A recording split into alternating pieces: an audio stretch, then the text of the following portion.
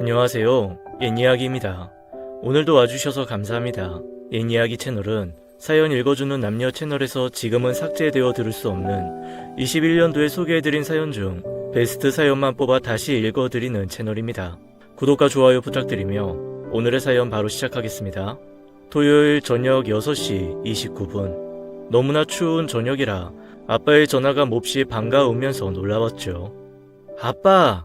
어르신이 지금 의식을 잃어가고 계세요. 어머님 전화번호 좀 알려주세요. 네? 아빠가 어떤 상태신데요? 2년 전 뇌경색이 살짝 오셨을 때부터 엄마가 바로 병원 모시고 가셔서 혈전 용해제를 드시고 계시고 이사하기 전 동네를 자전거로 완복하시며 계셨기에 병원으로 바로 가시면 괜찮으실 거라 생각했습니다. 어머님 전화번호 좀 빨리 알려주세요. 다시 물어오셨어요. 퇴근 후 식사 중이던 신랑이 빨리 119 부르라고 해.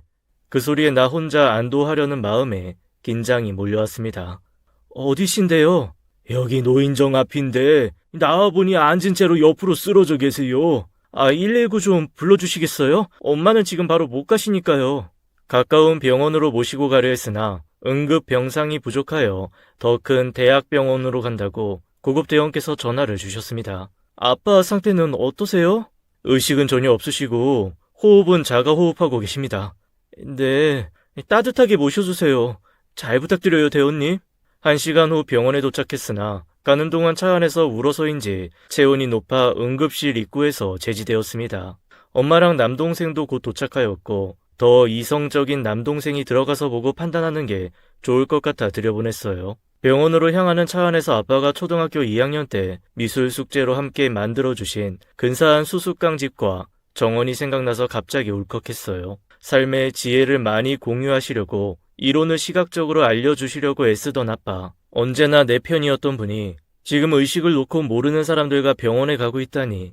아니, 위급한 아빠 전화를 받고 태어나게 괜찮을 거라 미적거리던 그 시간이 죄책감으로 물들었습니다. 멀리 사는 막내 남동생이 도착하고 얼마 있으니 응급실에 들어갔던 남동생도 나오고 젊은 의사 선생님께서 보호자를 찾았습니다. 3남매가 아버지 일로 그렇게 모여서 이야기 나눠본 적이 처음이었어요. 의사 선생님은 우리를 향해 지금 이대로 놔두시면 돌아가시세요. 수술하셔도 한 달 뒤엔 돌아가실 거예요.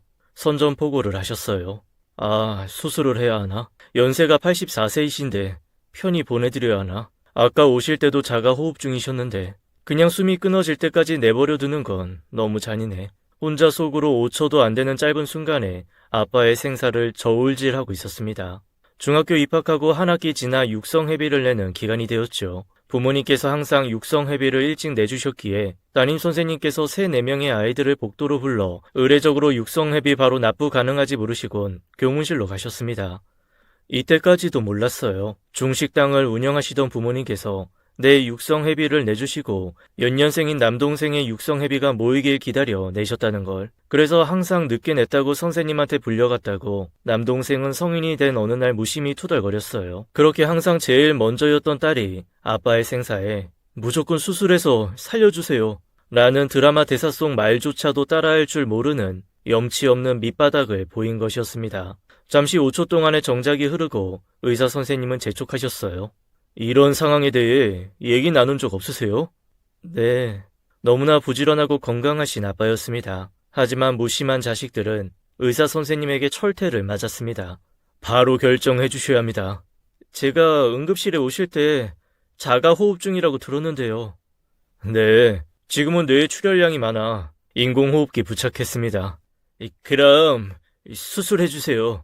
수술하셔도 한 달간은 합병증으로 고생하실 거고 한 달 후에 일반 병실 가신다고 해도 장담할 수 없습니다. 무서운 저승사자가 따로 있을까요? 절망이란 단어가 몸으로 와 닿는 순간이었습니다.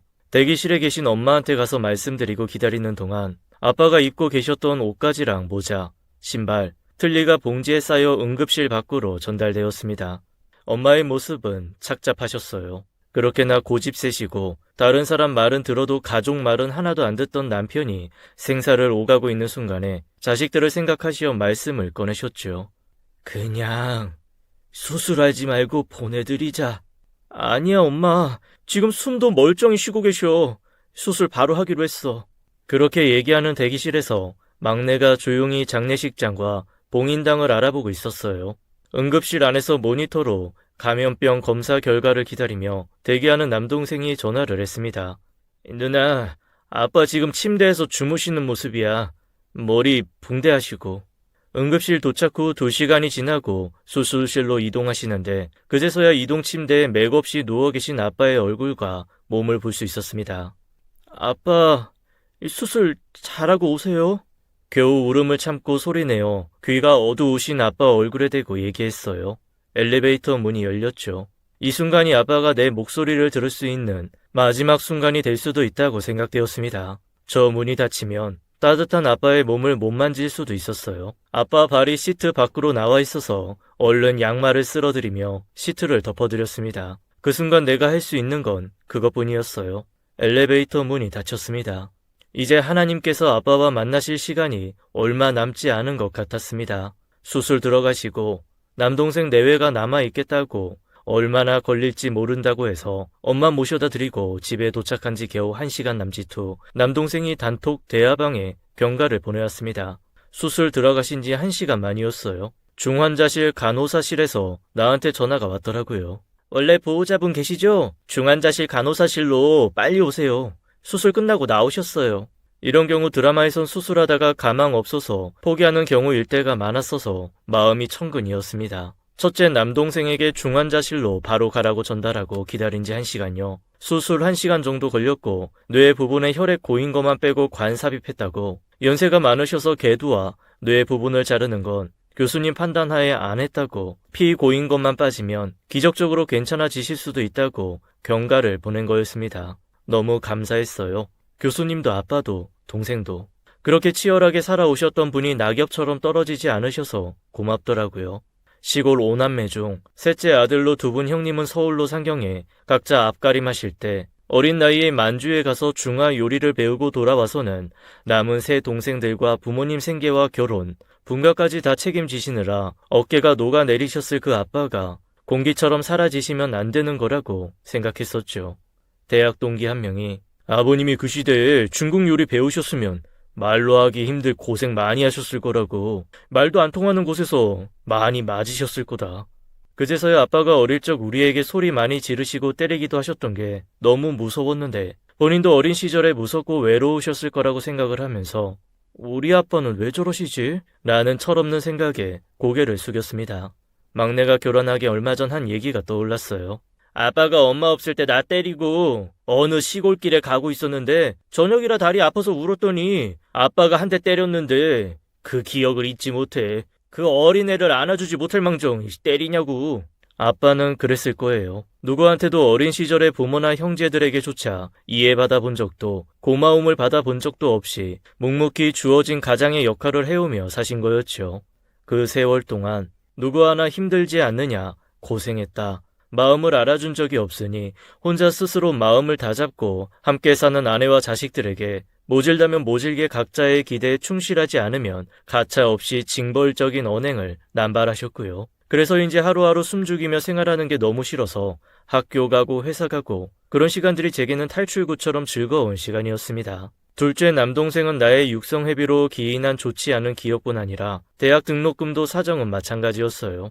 사실 제일 명석한 둘째라 가능한 일이었지만 장학금으로 등록금을 충당하고 본인의 생활비며 공무원 시험 준비하며 들어가는 모든 비용을 충당하다 보니 독립을 가장 빨리 하게 된 계기가 된 거는 그나마 다행이었어요. 딸 같은 아들 역할을 하며 지금도 부모님과 가장 근거리에서 수시로 부모님을 돌봐드리고 있으니 아빠도 알아주실 거라는 마음으로 밀어놓은 짐들은 첫째 남동생 몫이 되어버렸네요.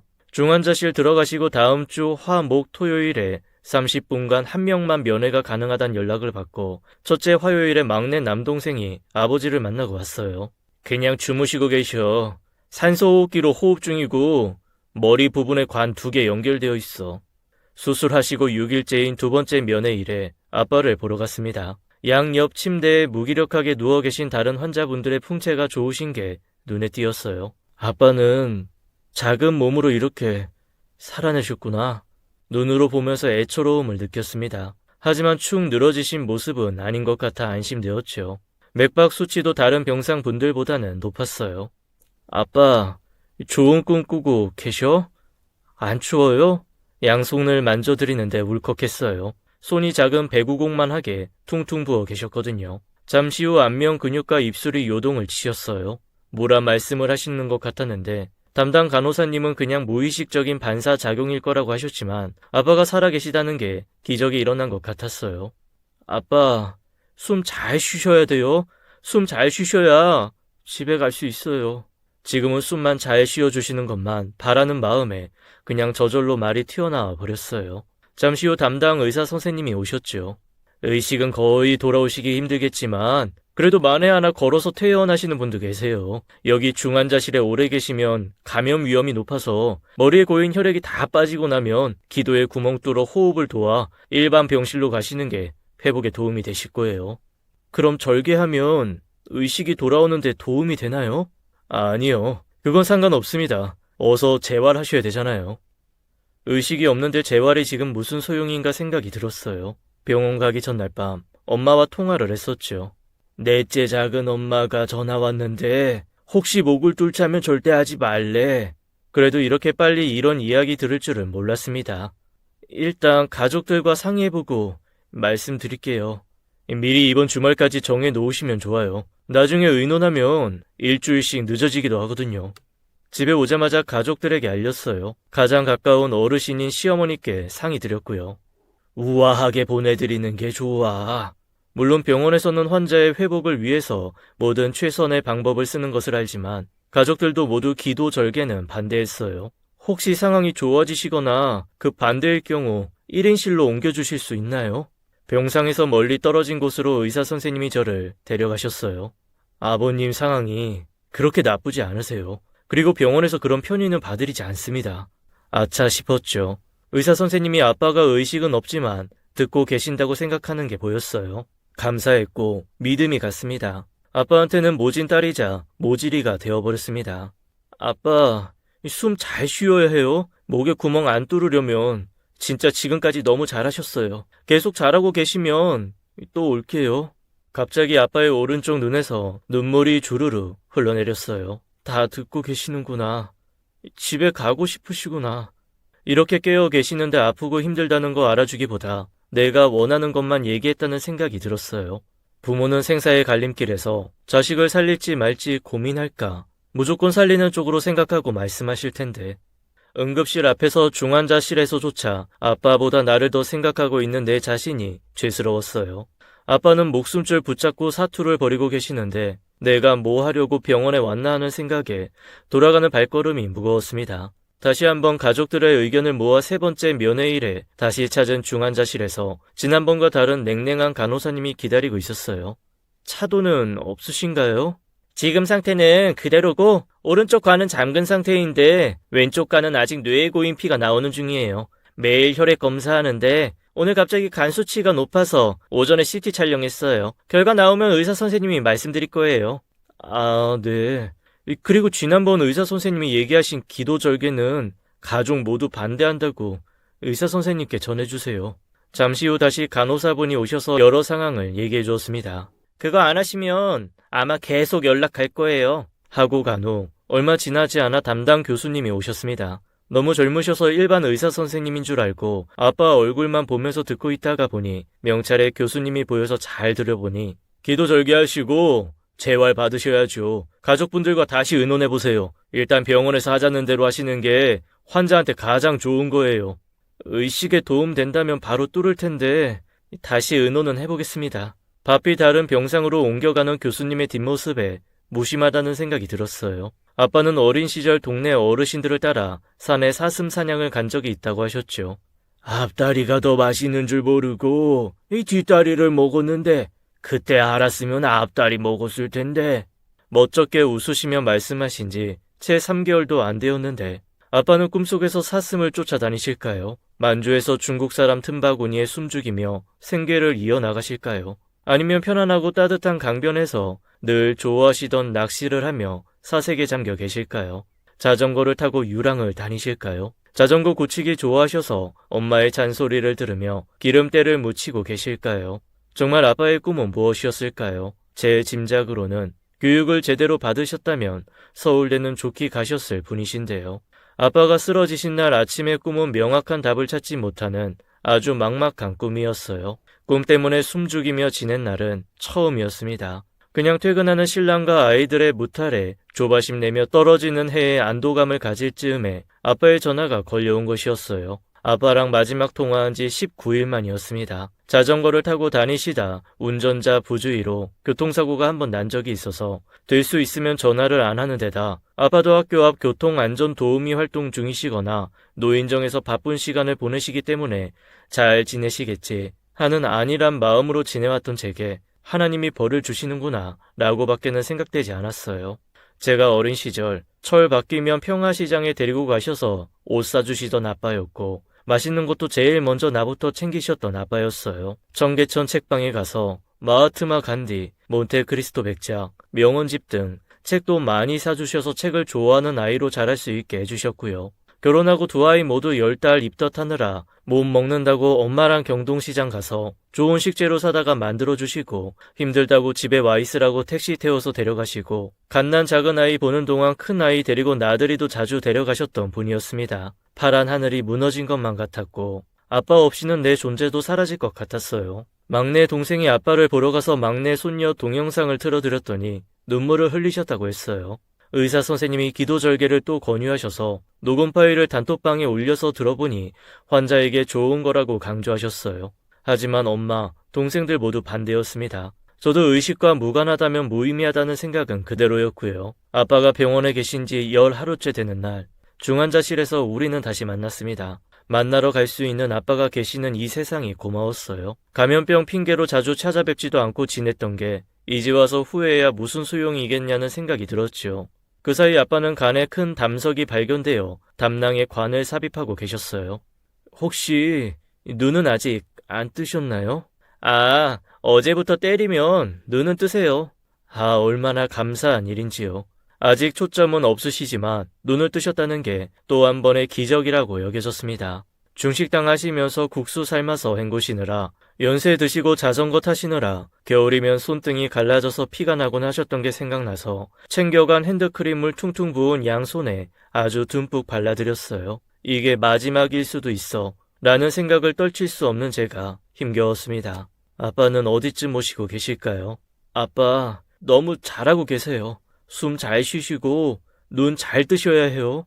성당 자매님의 권유로 여러 기도문을 지푸라기 잡는 심정으로 녹음해가서 간호사님께 허락받고 이어폰으로 들려드렸습니다. 아빠한테 지금 제가 할 수 있는 게 하나라도 있다는 거 그것만 생각했어요. 아빠 맥박 수치가 76에서 80까지 올라가서 유지하시는 게 보였고 그저 더 나아지고 계심에 반사작용이든 뭐든 간에 상체를 움직일 수 있음에 모든 희망을 걸 수밖에 없었지요. 꼭 더 좋아지실 거야. 하지만 욕심이 하나 더 있다면 아빠 목소리 듣고 싶다. 지금 당장은 아니어도 인공호흡기를 뗀 후 목소리 듣고 싶은 마음이 간절했지요. 중환자실에 나오기 전에 아빠에게 거북이 향기로운 추억 노래를 들려드렸어요. 아빠, 모두 앞에 와서 기다리는데 여기 한 명만 들어올 수 있어요. 엄마랑 애들 다 문 앞에서 아빠 기다리고 있어요. 매일 못 오게 하니까 다른 날 또 올게요. 소리를 듣고 계시다면 왜 혼자 여기서 계시나 기다리는 사람이 있으실 텐데 서운하셔서 낙담하시면 안 될 것 같아서 드린 말씀이었어요. 큰일 겪고 나니 생각지도 못했던 사람들이 나의 뒤에서 언제든 나를 위해 기도해주고 공감해주고 있다는 걸 알게 되면서 아빠는 왜 그리 외롭게 사셨는지 너무나 안쓰러웠어요. 물론 제가 모르는 아빠의 조력자분들도 계실 테니 지금 이렇게 아빠 이야기를 적을 수도 있겠지 싶기도 하지만요. 엄마랑 아빠는 12살 띠동갑으로 얼굴도 안 보고 결혼한 세대세요. 엄마는 너무 예쁘셨고 현명하셨지만 의심이 많으시고 완벽하시며 짊어져야 할 가장의 무게가 큰 아빠의 울타리 안에서는 항상 1순위가 아니었어요. 병들어 누워 계신 시아버지와 옛날 어머니들은 다 그러셨지만 경제적 능력이 없으신 시어머니와 시동생들을 살뜰히 챙기시는데도 불구하고 나이가 어리다고 아빠는 엄마를 무시하고 본가 가족들과의 틈에서 엄마는 희생양처럼 소외되셨죠. 하지만 엄마를 버티게 하는 것은 엄마 자신이었어요. 물론 자존감이 높으셨을 뿐만 아니라 교육도 제대로 받으신 데다 인품도 좋으셨기 때문인데도 아직도 우리 자식들 때문에 버티셨다고 말씀하시곤 하세요. 하지만 두 분의 갈등 상황 속에서도 항상 자식만을 바라보시고 살아오신 점은 우리 부모 세대뿐만 아니라 모든 부모들의 숙명이 아닐까 생각이 들어요. 유복한 가정에서 자라셨지만 외할아버지의 급작스러운 뇌졸중으로 집안에 든 가족이 재산을 다 빼내가고 외갓집에 자주 가지 못하게 하는 아빠랑 살면서 외할머니를 보셨던 게 경조사와 돌아가신 후였으니까요. 정서적으로 얼마나 힘드셨을지 엄마는 정말 위대하신 분이라고밖에 대체할 단어가 없어요. 엄마와 아빠의 악연이 시작된 건 두 분의 결혼이었을지 모르지만 제 생각으로는 외삼촌이 아빠한테 큰 돈을 빌려 가시고 사업이 잘 안 돼서 못 갚자 그 이후부터 엄마가 더 힘들어지신 것 같아요. 엄마한테는 아무 말도 안 하고 큰 삼촌한테 투자를 하신 거였는데 나중에 곤란한 일이 생기자 해결 방법을 못 찾고 원망을 엄마한테 하신 것 같아서 너무나 마음이 아팠어요. 엄마가 아빠의 성격을 감당하지 못할 것 같아 보이자 아이들을 갖다 버리겠다고 협박하며 엄마를 붙잡으셨다는데 엄마는 그게 너무 무서웠고 충분히 그럴 사람이라는 생각에 너희들은 내가 지킨다며 모진 수모를 다 감수하고 살아내셨던 거예요.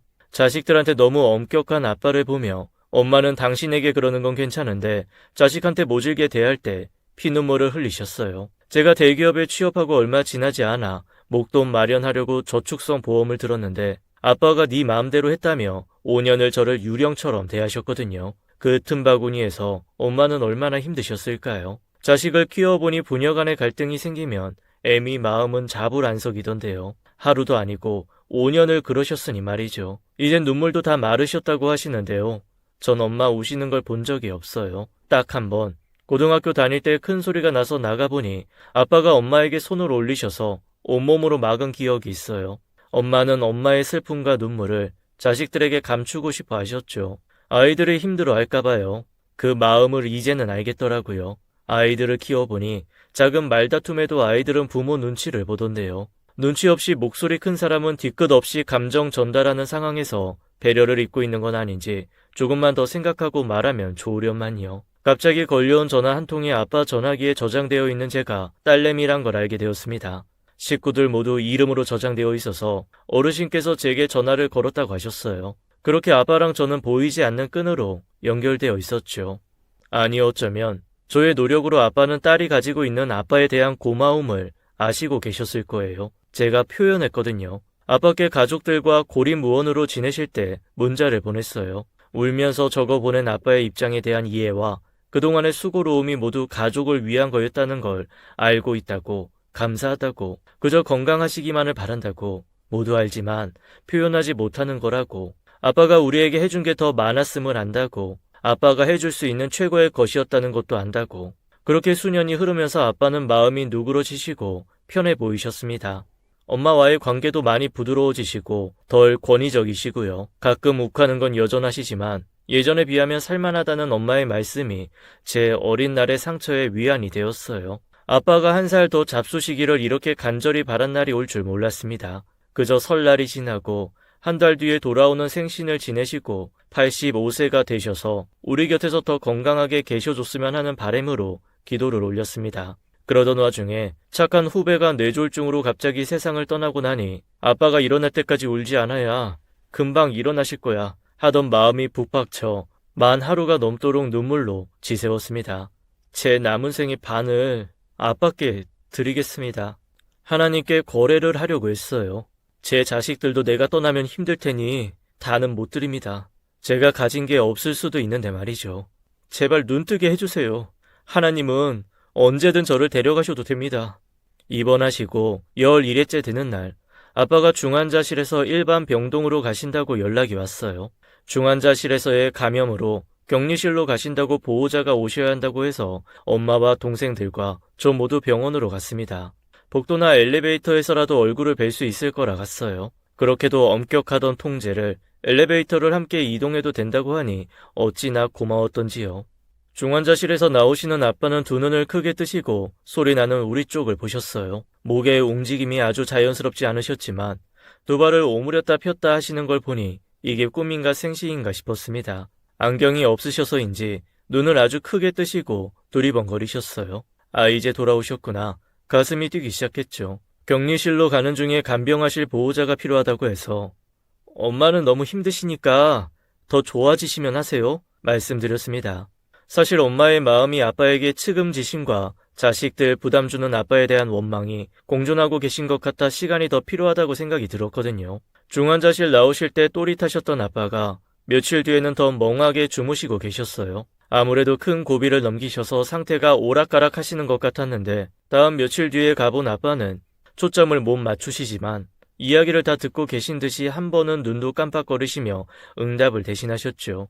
아직 온전히 못 쥐시는 아빠의 오른손에 목주와 노란 편지지를 접어 쥐어드리고는 아빠, 이 손 움직이실 때 읽어보세요. 말씀드렸더니 갑자기 오른손을 서서히 쥐었어요. 아, 이렇게 또 기적을 주셨구나. 하나님 감사합니다. 이제 담석과 감염만 잘 지나가면 죄알 잘 되실 거야. 이미 제 마음은 아빠랑 함께 양수리로 향하고 있었습니다. 아빠한테 처음 중환자실로 찾아갔을 때 눈은 안 뜨고 계셨지만 아빠 다 나으면 예전에 낚시 갔었던 양수리로 놀러가요. 애들이랑 민서방이 모시고 갈 거예요. 그날도 아빠가 다시 반응을 보이셔서 양수리 가면 자주 낚시 가셨던 팔당댐에도 들려요. 하고 아빠한테 인사를 하고 나오는데 제가 서운해서인지 아빠도 서운해 하시는 것처럼 느껴졌어요. 그렇게 며칠을 지나고 엄마가 아빠를 간병하시겠다고 말씀하셨어요. 아무래도 내가 직접 보면 빨리 좋아지실 거야. 엄마 마음을 알 것 같아 더 이상 말리지는 않았어요. 사실 아빠의 부재로 엄마는 나날이 불면의 밤을 보내시며 힘들어하고 계셨기에 엄마 마음 가시도록 하시는 게 편하실 거라고 생각했거든요. 두 번째 기도였어요. 엄마랑 아빠가 마음으로 화해하게 해주세요. 엄마가 당신이 간병을 하시겠다고 전화가 왔을 때 다행히 엄마도 아빠도 그동안의 마음의 담장을 허물 시간이 주어지는구나 생각하니 마음이 평온해졌습니다. 급작스럽게 설날 새벽에 집중치료실로 옮기셨다며 오전이 한참 지난 시간에 엄마가 전화하셨어요. 연휴 동안 면회사절이라고 떡국도 끓이고 전이랑 과일을 준비해서 시어머님과 엄마한테 가져다 드리려고 준비하고 있는데 기운이 빠졌습니다. 아빠가 새벽에 산소 포화도가 떨어지셔서 호흡이 없으셔서 산소 마스크 끼고 계시다가 옮겼는데 폐렴 수치 때문에 중환자실 가실 수도 있대. 장내균 문제로 격리 병실에 계신데 음성 3에 나오면 일반 병실 가실 거라고 1, 2주 내에 좋은 소식 있을 거라고 내심 기대하고 있었는데 다시 이렇게 한 고비를 넘기고 있었어요. 그나마 다행인 건 음성 2번이라 지금 고비 넘기시면 다음 주 결과에 따라 일반 병실로 가실 수도 있다고 하네요. 아빠를 닮아 돈 계산이 정확한 첫째 남동생은 여러 가지 경우의 수를 예를 들어가며 계획을 의논했고 우리들의 부담을 많이 덜어주었어요. 아빠가 그렇게 키우셨기 때문이라고 생각되어져요. 아빠를 닮아 감성적인 막내 남동생은 중환자실에 계신 아빠를 하루가 멀다 하고 찾아뵙고선 우리들에게 소상히 상태를 알려주면서 가족들이 안심할 수 있도록 애써주었고요. 표현하지 않아도 마음 따뜻함이 느껴지는 것 또한 엄마의 세심한 양육에서 비롯되었으리라 여겨져요. 저는 여러 자료들을 알아보는 걸 잘하는데 주위의 조언과 행정적인 부분을 모두 취합하면서 아직도 골머리가 아프지만 치밀하게 만전을 가하는 성격도 부모님에게서 물려받은 유산이라 그저 감사할 따름이에요. 예전처럼 부모 자식 간에 있어서는 안 될 뉴스들을 접하다 보면 어찌 그랬을까 이해하려고도 하지만 천륜을 끊는다는 게 억겁에 무언가가 작용했을 거란 생각에 마음이 아려옵니다. 떠난 사람도 남겨진 사람도 원하지 않는 자기의 굴레에서 벗어날 수만 있다면 그런 일을 피했을 텐데 말이죠. 부모와 자식 간에는 알게 모르게 받은 사랑과 추억들이 지렛대 역할을 하면서 각자의 삶 속에 녹아들어 있다고 생각이 되어요. 그 힘이 발휘되는 순간이 힘들고 외로운 순간 아닐까 하고요. 이 글을 쓰는 중에 엄마가 전화하셨어요. 아빠 호흡도 많이 안정되고 폐렴 수치도 떨어졌어. 아빠가 뭐라고 대답하시다가 너한테 전화하라고 하셨어. 딸이야, 불러봐봐. 이것 또한 꿈일까요? 아빠? 저예요. 쉰 목소리지만 음색에 일정하게 새 음절 정도 들렸어요. 분명히 그렇게 기다리던 아빠 목소리였습니다. 아빠 고마워요. 사랑해. 울컥했어요. 엄마가 이제 그만 끊자고 하셨어요. 대답을 못하고 있자 다시 부르셨죠. 겨우 대답했더니 아빠도 네 목소리 듣고 얼굴 벌개지셔서 울컥하신다. 힘드시면 안 되니까 끊자. 엄마, 나 지금 엄마 아빠 얘기 쓰고 있어. 아빠랑 다 나으면 정리해서 읽어드릴게. 그래, 알았다. 다시 한번 이어진 아빠랑 나의 줄은 팽팽하지 않게 느슨하게 이렇게만 유지되었으면 합니다. 너무 제가 바라는 대로 얘기하면 아빠는 마음이 조급해지실 테니 아픈 와중에 힘들어지실 거니까요. 아빠 지금 보러 갈까? 안 돼. 병원 면회 안 돼. 엄마가 만류하셨죠. 남동생도 4월 동안 매일 왔지만 주차장에서 엄마랑 얘기만 하고 갔다고요. 지금 아니면 아빠를 못 뵐 것 같은 순간이 계속 이어지고 있지만 저는 아빠가 쓰러지신 날 가던 차 안에서 응급실 앞에서 의사 선생님의 선고에 2번 눈물을 흘리곤 그걸로 눈물은 더 이상 나지 않았었죠. 그냥 아빠 생각하면 눈물이 안 났어요. 아무렇지 않게 돌아오실 거라는 막연한 믿음으로 하루하루 생활을 해나가고 있었거든요. 우리 아이들도 할아버지 건강하셔서 금방 다시 일어나실 거라고 걱정하는 엄마에게 정말 할아버지에 대한 확신을 가지고 위로하는 게 느껴져서 좋았고요. 매 순간 아빠가 힘든 고비를 넘기고 계시지만 치유의 계단을 내려오고 계신다고 생각되어지는 이 시간들이 아빠와의 또 다른 추억을 만들어가고 있는 것 같아요. 아빠가 돌아오신다면 많은 이야기를 해주실 거고 저도 많은 궁금한 것들을 여쭤보고 싶어요. 어떻게 이겨내셨냐고, 우리와 만나지 못한 시간 속에는 무엇이 함께 했었느냐고, 그 시간 너무 외롭지 않으셨으면 좋았을 것 같다고, 엄마랑 아빠가 지금 함께 계시는 모습에 그저 고맙고 따뜻하다고 밖에 표현이 안 되네요. 아빠랑 꽃피는 봄이 오면 추억의 양수리로 함께 떠나 옛 이야기를 나누기를 기다리며 아빠 딸로 태어나서 행복하고 고맙다고 아빠 얼굴 보고 꼭 말씀드리고 싶습니다. 지금까지 옛 이야기였습니다. 끝까지 함께 해주신 여러분 감사드리며 저희는 다음 사연으로 돌아올게요. 감사합니다.